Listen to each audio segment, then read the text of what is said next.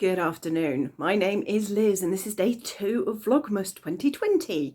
The one where we're no longer in lockdown, but we're sort of still in lockdown, but it's not officially lockdown because the government told us that lockdown was going to be finishing today. Therefore, we're not in lockdown. Yeah, got that? I had ideas of recording some stuff this morning. Then it was all a bit grey and gloomy and overcast, and I thought, well, fine, I'll wait till it brightens up. And then when it brightened up, I was in the middle of eating my lunch, I think. And then it went gloomy again. I thought, well, that's fine, it'll brighten up again, and now it's dark. So it's me and the LED lights and my cup of tea. So I was going to start this morning by saying, oh, I'm waiting for the electrician to turn up.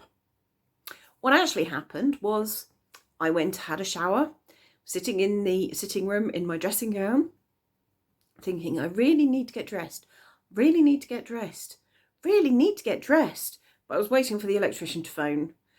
So I was like, fine, I'll know I have a head start. Heard the letterbox flapping outside, went and opened the door to have a look, thinking it was the post. You're ahead of me on this one. You know what's coming, don't you? But yeah, thinking it was the post, I'll just reach my hand out, take the post. No, it was the electrician. So I was like, hi, right, can I just see you in a minute? So I had to come racing upstairs, get dressed, went down outside. So what happened is last week, Thursday and Friday of last week, he came in, he fitted new lights, which are the LED lights here, which, although very bright, are incredibly, incredibly useful come Vlogmas, because I can actually sit here and do this at sort of 4 or 5 o'clock in the afternoon, rather than sit in the gloom where nobody can see me. And then Friday of last week, he had to change the fuse board, which is downstairs. But to do that, in taking out the fuse board, he had to cut the wire for the doorbell because it was all intertwined.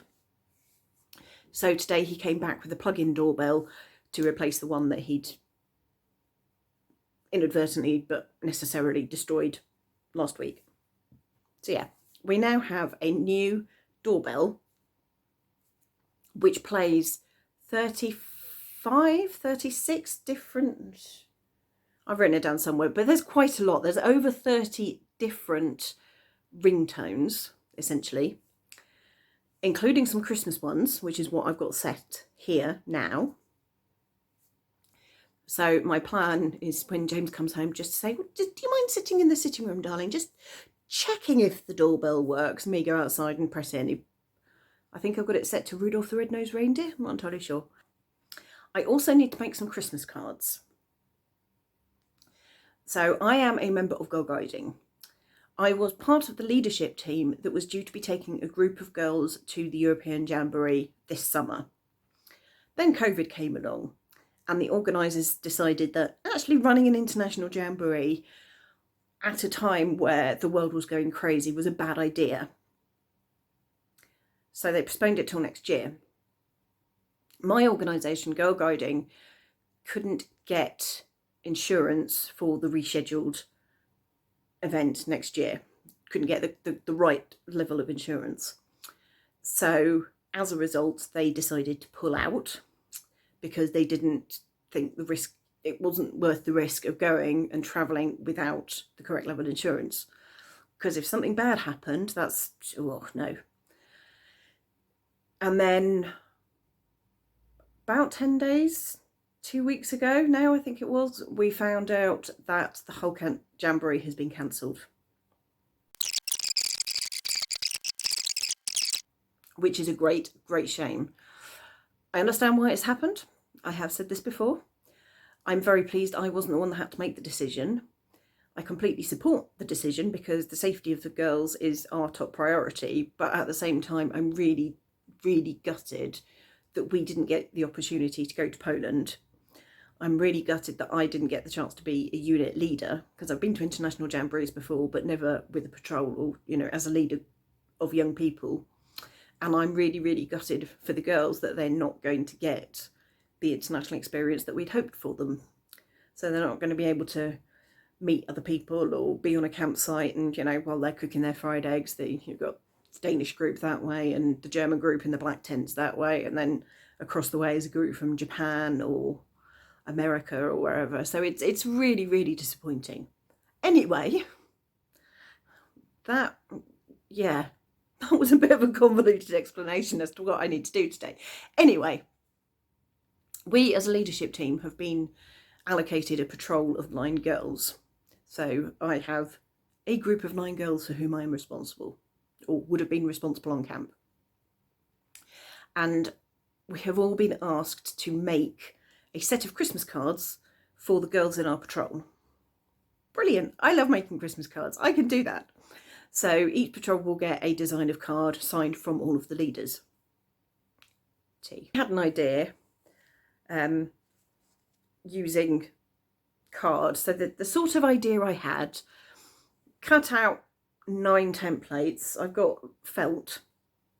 And the plan was then going to be sew beads onto the felt, stick that onto the card, and then to make sure that the card and the felt were joined, sew around the outside in sparkly green thread. And I realised that's going to take a lot of work. And I was like, that's fine, I don't mind. Yesterday, I was looking for something or another, can't remember what, in my craft box, tipped the whole contents all over the floor and found some rubber stamps, which I now can't find. Found it. It had fallen under the sofa. Because of course, this is my little rubber stamp. And that's the picture they've gone with on the back. And I've got 2 greens and a red. So not entirely sure how I'm going to do it, but I genuinely think that doing 9 rubber stamped cards is going to be a heck of a lot easier and a heck of a lot quicker. So that's what I'm going to do.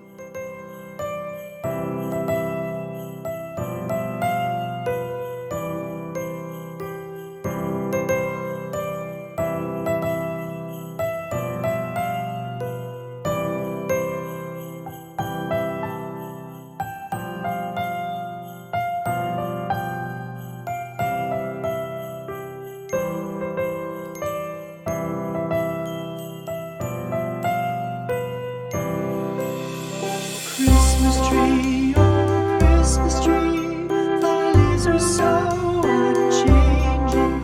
Oh Christmas tree, thy leaves are so unchanging. Not only green when summer's here, but also when 'tis cold and drear. Oh Christmas tree, thy leaves are so unchanging. Oh Christmas tree, much pleasure thou canst give me. Oh Christmas tree, I made some cards. I'm quite happy with the way they've turned out. That's what they look like. I mean, the bit here is slightly different. Just move that out of the way. Let's pretend I live in a tidy house. Yeah, the bit at the bottom here is slightly different on each card.